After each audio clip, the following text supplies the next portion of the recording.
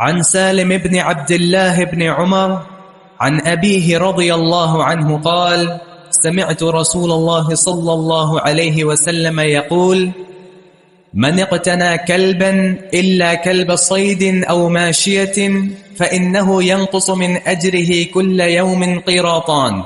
قال سالم وكان أبو هريرة يقول أو كلب حرث وكان صاحب حرث. یہ کتا یعنی رکھنے کی وعید ہے، گھروں میں رکھنے کی وعید ہے. بس 3 طرح کے کتے جو ہیں وہ رکھے جا سکتے ہیں. ایک تو شکاری جن کا ٹھکانہ کہیں الگ ہو، اور جب شکار کی ضرورت ہو تو ان کو آپ لے جائیں اپنے اس مقصد کے لیے. دوسرے وہ کتے جو جانوروں کی حفاظت کرتے ہیں، کیونکہ جانوروں کو محدود نہیں کیا جا سکتا. کسی کے پاس 100-200 جانور ہیں تو ان کے لیے بنگلہ تو نہیں بنا سکتا ان کو محفوظ کرنے کے لیے. تو ان کی ایک باڑا سا ہوتا ہے جو کھلا ہوتا ہے، چور چوری کر سکتے ہیں، تو کتے ان کی حفاظت کرتے ہیں. تو یہ ایک علت مجبوری ہے. یا پھر ایک حدیث میں یعنی کھیتوں کے کتے، باغات ہیں، کھیت ہیں، تو کسی کی زمین اگر 100 ایکڑ ہے، 100 ایکڑ پر وہ باڑ تو نہیں لگا سکتا، پوری دیوار بنائے اس کی حفاظت کے لیے.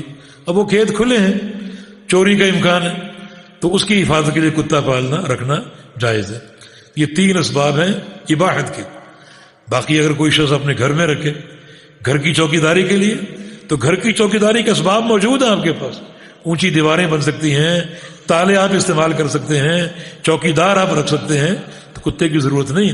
فرمایا کہ کوئی شخص اس کے علاوہ اگر کتا رکھے گا تو جو وہ اعمال کرتا ہے، نیکیاں کرتا ہے، ہر روز ان میں سے 2 قیرات کم ہوتے جائیں گے. 2 قیرات اس کی نیکیوں میں سے.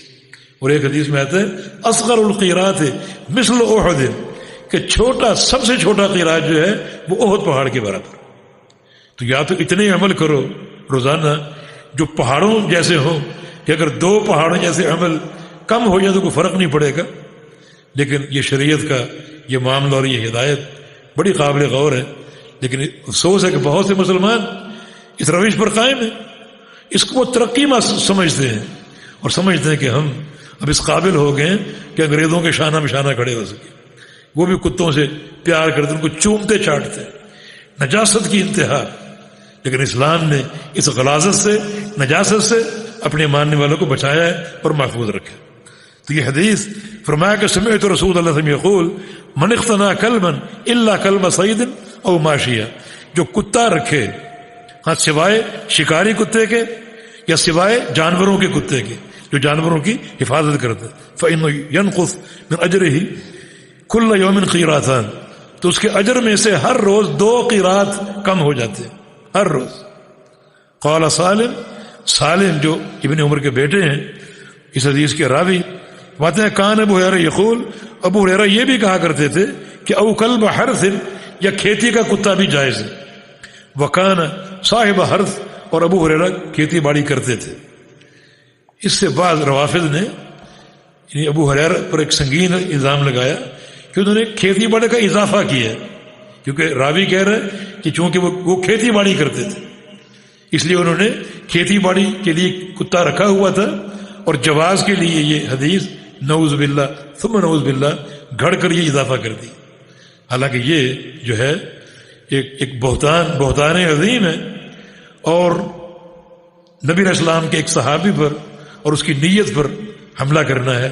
ابو ہریرہ نبی علیہ السلام کے انتہائی ایک ذو مکانہ صحابی تھے، اور انتہائی یعنی شرف والے صحابی تھے. نبی علیہ السلام خود اعتراف کرتے تھے کہ تم حدیث کے حریث ہو. اور ایک دن نبی علیہ السلام نے ابو ہریرہ کو دیکھا اور کہا کہ اللہم احب عبدک ھذا و امہ، یا اللہ اس بندے سے محبت کر اور اس کی ماں سے بھی محبت کر. وَأَحْبِبْ هُمَا إِلَىٰ عِبَادِكَ الْمُؤْمِنِينَ، اور ان دونوں کو اپنے مومن بندوں کا محبوب بنا دے.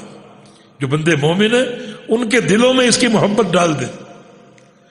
تو یہ ہمارا شرف ہے بحمدللہ، بالخصوص اہل الحدیث کا، جو ان سے محبت کرتے ہیں. مساجد بناتے ہیں اور اس کا نام مسجد ابو ہریرہ، مدارس بناتے ہیں مدرسہ ابو ہریرہ، جامعہ ابو ہریرہ. یہ محبت کی علامت.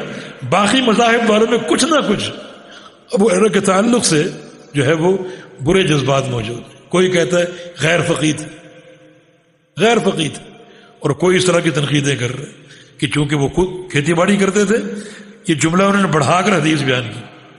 اور آپ کو معلوم ہونا چاہیے کہ یہ حرف والی جو حدیث ہے کہ کھیتی باڑی کا کتا بھی پالنا جائز ہے، بہت سے صحابہ سے منقول ہے. مثلا ابو الفضل، اور مثلا سفیان ابن ابی زہیر، ابو الحکم، ان 3 صحابہ سے روایتیں موجود ہیں، صحیح مسلم کے اندر موجود. اور خود عبداللہ بن عمر سے بھی یہ روایت موجود ہے کہ کھیتی باڑی کا کتا پالنا جائز ہے. جی